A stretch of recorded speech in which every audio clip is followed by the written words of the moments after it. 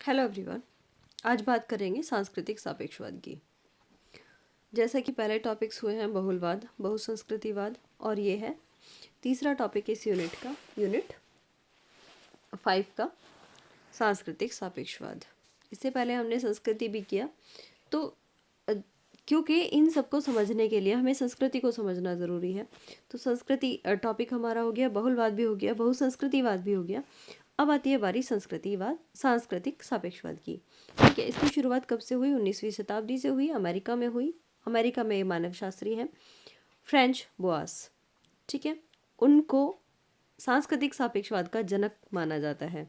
उन्होंने इसकी स्टार्टिंग कब की? 1887 में की। ठीक है, इन सारे राइटर्स का विचार था कि सांस्कृतिक सापेक्षवाद अपने ही संदर्भ और समय के संबंध में एक विशेष संस्कृति को देखा गया। ठीक है, सांस्कृतिक सापेक्षवाद अपने संदर्भ और समय के संबंध में एक विशेष संस्कृति को देखा गया। सांस्कृतिक सापेक्षवाद में यहाँ पर में मिसिंग है, तो में आएगा यहाँ पर। फिर इसका अर्थ है सांस्कृतिक सापेक्षवाद का कि सांस्कृतिक सापेक्षवाद एक निश्चित संस्कृति से संबंधित कार्यों या गतिविधियों को देखने की आवश्यकता के रूप में परिभाषित किया जा सकता है, जो उस विशेष सांस्कृतिक संदर्भ के मूल्यों और मानदंडों के आधार पर होता है। कोई भी संस्कृति श्रेष्ठ नहीं है और सभी मानदंड संस्कृतियों के मूल्य समान स्थिति के हैं। समान यहाँ पर 2 बार लिखा गया, इसको स्किप कर लेना। मूल्य समान स्थिति के हैं।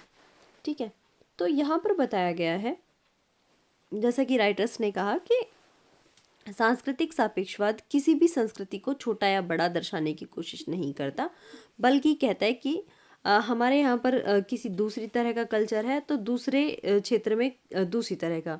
जैसे हर देश की संस्कृति अलग अलग है, उसी प्रकार से हर शहर की, हर स्टेट की, हर जाति की, हर गांव की, कस्बे की, इनकी भी संस्कृतियाँ अलग अलग हैं। संस्कृतियों के मानदंड, मूल्य, ये सारे के सारे अलग अलग होंगे।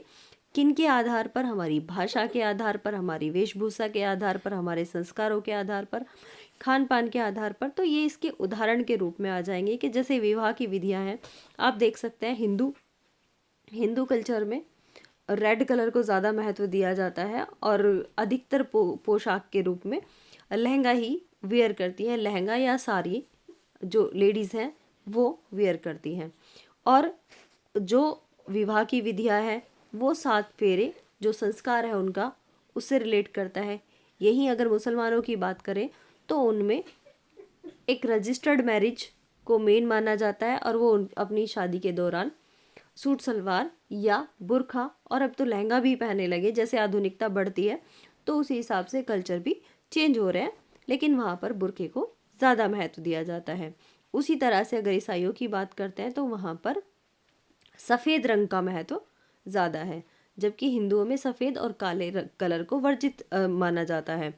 जैसे जब शादी होती है तो शादी के 1 साल तक तो काला कपड़ा बिल्कुल भी नहीं पहनने दिया जाता नववधू को, और सफ़ेद कपड़ा तो जब तक भी वो सुहागन है तब तक नहीं पहनने देते, कि पूरी तरह से वाइट चाहे ड्रेस भी हो तो भी मना करते हैं। तो इस तरह से सबकी अपनी अपनी कल्चर्स अलग अलग होते हैं और उन्हें कोई ऐसा मानदंड नहीं होता कि आपका कल्चर गलत है। हम गलत कहने की बजाय ये कह सकते हैं कि हम उस कल्चर को जानने की कोशिश कर सकते हैं कि वो कल्चर है तो वो क्यों है और उसके बेनिफिट्स क्या हैं, वो किस लिए है। तो हम उन चीज़ों के बारे में उनसे पूछ सकते हैं। तो ये जिज्ञासा जो है ये सांस्कृतिक सापेक्षवाद को जन्म देती है। ठीक है, ये उदाहरण हो गए। अब विवाह की विधियां मैंने बताया, वेशभूषा को लेकर भी आप उदाहरण दे सकते हैं। अब दाह संस्कार के तरीके अलग अलग हैं तो उसको लेकर भी आप उदाहरण दे सकते हैं। खान पान, किसी को नॉन वेज पसंद है, किसी को वेज पसंद है, किसी का चावल और भात सॉरी भात मतलब कि चावल और मच्छी ही वो लोग पसंद करते हैं। लेकिन कुछ लोग इतना शाकाहारी खाते हैं कि उनमें लहसुन प्याज भी, जैसे जैनी लोग हैं वो लहसुन प्याज तक भी नहीं खाते। तो उनकी संस्कृतियाँ सबकी अलग अलग होती हैं और हम किसी की संस्कृति को छोटा या बड़ा नहीं कह सकते।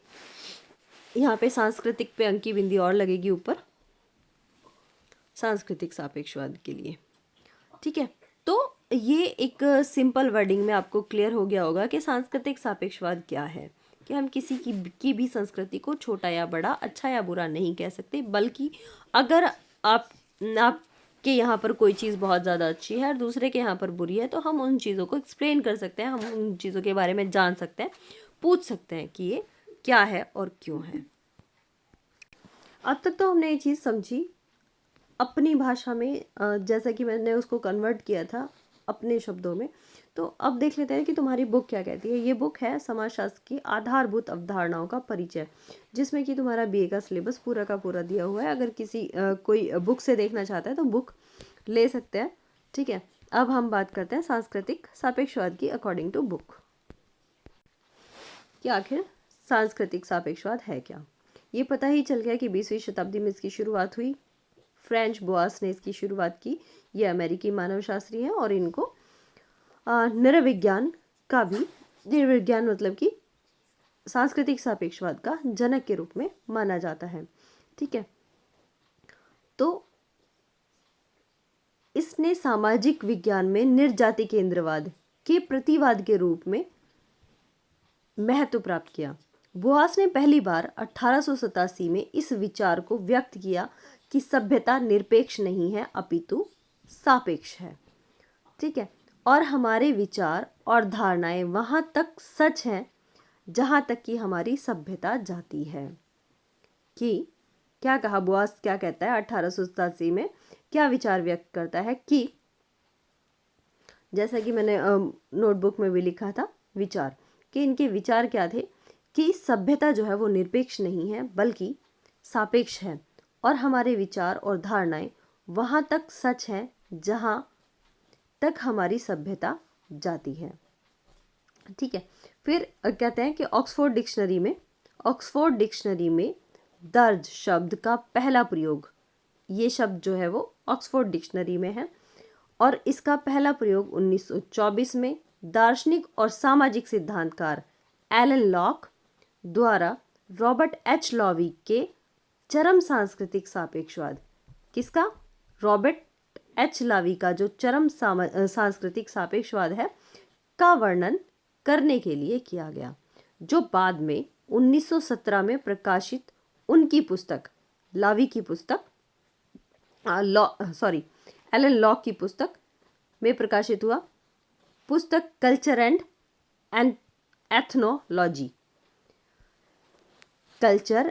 एथनोलॉजी में पाया गया था। ठीक है, किसके द्वारा, एलन लॉक के द्वारा रॉबर्ट एच लॉवी के चरम सांस्कृतिक सापेक्षवाद का वर्णन करने के लिए इसका प्रयोग किया गया, जो कि बाद में 1917 में उनकी पुस्तक कल्चर एंड एथनोलॉजी में प्रकाशित हुआ।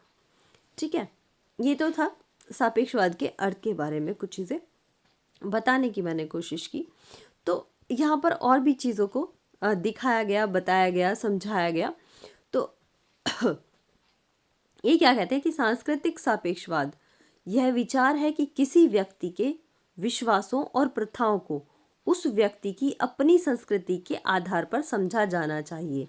जैसा कि मैंने पहले अभी उदाहरण में क्लियर किया था कि सबकी अपनी अपनी अलग अलग संस्कृतियाँ होती है और उनकी संस्कृतियों के आधार पर सांस्कृतिक सापेक्षवाद को समझा जाना चाहिए। सांस्कृतिक सापेक्षवाद के समर्थक यह भी तर्क देते हैं कि एक संस्कृति के मानदंडों और मूल्यों का मूल्यांकन दूसरे के मानदंडों और मूल्यों का उपयोग करके नहीं किया जाना चाहिए।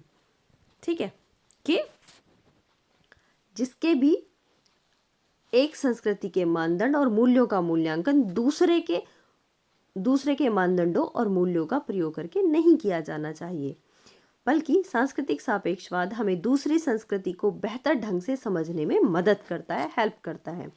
यह उस संदर्भ के आधार पर किसी अन्य संस्कृति के मूल्यों, विश्वासों, प्रथाओं आदि को समझने का प्रयास करता है जिसमें वे मौजूद हैं। उदाहरण अब यहाँ का बुक का उदाहरण दे लेते हैं। हमने इस चीज़ को मैंने भी समझाया, उसमें अलग उदाहरण थे, अब बुक के उदाहरण देख लेते हैं। तो यह एक भारतीय के रूप में हम जीवित कीड़े खाने की प्रथा को उस रूप में नहीं समझ सकते जैसे कि दक्षिण पूर्व एशिया के देशों में लोग समझते हैं, क्योंकि हम इस तरह के खाने की प्रथाओं को नहीं मानते। हालांकि सांस्कृतिक सापेक्षवाद हमें सिखाता है कि इस प्रथा को अप्राकृतिक कहने के बजाय हम बेहतर समझ के लिए यह पूछ सकते हैं कि वे इस प्रथा को क्यों अपनाते हैं। ठीक है, जैसा कि मैंने कहा था, खाने पीने को लेकर, वेशभूषा को लेकर, उनकी प्रथाओं को लेकर, उनकी संस्कृति को लेकर हम बुरा या भला उन्हें नहीं कह सकते, बल्कि उनसे उनकी संस्कृति के बारे में जान सकते हैं। तो सांस्कृतिक सापेक्षवाद इस बात की वकालत करता है या इस बात के बारे में कहता है कि किसी को अपनी संस्कृति की व्यक्तिपरक समझ के आधार पर दूसरों की प्रथाओं को सही या गलत के रूप में नहीं आंकना चाहिए। यह व्यवहार है जिसके कारण अक्सर उस संस्कृति के प्रति नकारात्मक दृष्टिकोण का निर्माण हो सकता है जिसे हमारी अपनी संस्कृति में सही रूप से नहीं देखा जा रहा। नकारात्मक दृष्टिकोण का निर्माण हो सकता है जिसे हमारी अपनी संस्कृति में सही के रूप में देखा जा रहा है। ठीक है, हमारी संस्कृति में कुछ और सही है तो दूसरे की संस्कृति में कुछ और सही है। हमें सांस्कृतिक सापेक्षवाद इन चीज़ों को समझने में मदद करता है। ठीक है, जब हम भारत के विशिष्ट संदर्भ में सेक्स की बात करते हैं तो हम देखते हैं कि यहाँ ऐसी प्रथा को बुरा, निषिद्ध और स्त्री की पवित्रता को प्रभावित करने वाले के रूप में देखा जा सकता है। जब इस प्रकार हमारे समाज में विवाह के बाद ही सेक्स की अनुमति दी जाती है और विवाह के बाद ही इसे वैध माना जाता है। इससे हमें यह विश्वास हो सकता है कि चूंकि भारत में विवाह से पहले इस तरह के संबंधों के प्रति निषेध है, टैबू है, इसलिए पश्चिमी दुनिया असभ्य, असंस्कृत है। तो सांस्कृतिक सापेक्षवाद हमें हेल्प करता है कि हम इस तरह के अर्थ ना निकालें और उनके मानकों और उनकी संस्कृति को समझने के लिए उनसे हम पूछ सकते हैं कि ऐसा क्यों है। ठीक है, अब चलते हैं सापेक्षवाद। जो सांस्कृतिक सापेक्षवाद है उसको दो श्रेणियों में विभाजित किया गया है, एक निरपेक्ष सांस्कृतिक सापेक्षवाद और दूसरा समालोचनात्मक सांस्कृतिक सापेक्षवाद। तो इस तरह से आपसे एक शॉर्ट क्वेश्चन भी किया जा सकता है कि सांस्कृतिक सापेक्षवाद को कितनी श्रेणियों में विभाजित किया गया है। तो दो श्रेणियां हैं, निरपेक्ष सांस्कृतिक सापेक्षवाद और समालोचनात्मक। ठीक है, इससे पहले कि इसके जनक कौन है सांस्कृतिक सापेक्षवाद के, तो ये है फ्रेंच बोआस, और इन्होंने कब इसका इस्तेमाल किया, 1887 में। फ्रेंच बोआस कहाँ से रिलेट करते हैं, अमेरिका से। ये एक मानवशास्त्री हैं। ठीक है, तो ये सारी चीज़ें आप शॉर्ट क्वेश्चंस के रूप में तैयार कर सकते हैं। अब निरपेक्ष क्या मतलब, जो कि पूरी तरह से हो। निरपेक्ष सांस्कृतिक सापेक्षवाद की मूल धारणा यह है कि संस्कृति के भीतर होने वाली चीज पर बाहरी लोगों द्वारा सवाल नहीं उठाया जाना चाहिए। निरपेक्ष सांस्कृतिक सापेक्षवाद का चरम उदाहरण नाजी पार्टी का वह दृष्टिकोण है जो प्रलय को सही ठहराता है। अफ्रीका में महिला जननांग को आंशिक या पूर्ण रूप से काटने की प्रथा चीनी संस्कृति में सुंदरता का प्रतीक होने के कारण 7 साल की उम्र में शुरू होने वाली प्रक्रिया, जिसमें पैरों के विकास को रोकना, बांधना एवं उन्हें छोटा करना सम्मिलित है, भी निरपेक्ष संस्कृति सापेक्षवाद के ही उदाहरण है। फिर आता है समालोचनात्मक सांस्कृतिक सापेक्षवाद। समालोचनात्मक सांस्कृतिक सापेक्षवाद प्रथाओं के बारे में यह प्रश्न उठाता है कि पूछता है कि उन्हें कौन स्वीकार कर रहा है और क्यों। अभी बात आई थी ना कि उनकी संस्कृति ऐसी है, तो उस संस्कृति को कोई क्यों अपना रहा है और कैसे अपना रहा है। तो यह सांस्कृतिक सापेक्षवाद भी शक्ति संबंधों को मान्यता देता है। पाश्चात्य संस्कृतियों में के लिए मानव अधिकारों के संदर्भ में अफ्रीका में महिला जनांग को काटने और चीनी संस्कृति में पैरों को बांधने जैसी सांस्कृतिक प्रथाओं की आलोचना करना व कष्टदायी होने के कारण नीची नज़र से देखना समालोचनात्मक सांस्कृतिक सापेक्षवाद कहा जाता है। लेकिन पाश्चात्य देश इन प्रथाओं को होने से रोकने में असमर्थ हैं कि हम इनकी आलोचना तो कर सकते हैं लेकिन इन्हें रोक नहीं सकते क्योंकि यह उनकी संस्कृति द्वारा संचरित है। ठीक है, अब आता है पॉइंट कि सांस्कृतिक सापेक्षवाद जब इस तरह का है तो उसकी आलोचना भी है।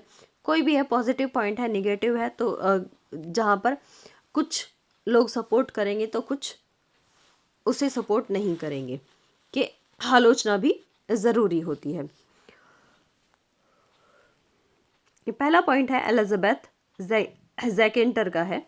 तो इन्होंने कहा है कि सांस्कृतिक सापेक्षवाद का दावा है कि नैतिकता के कोई सार्वभौमिक सिद्धांत नहीं है।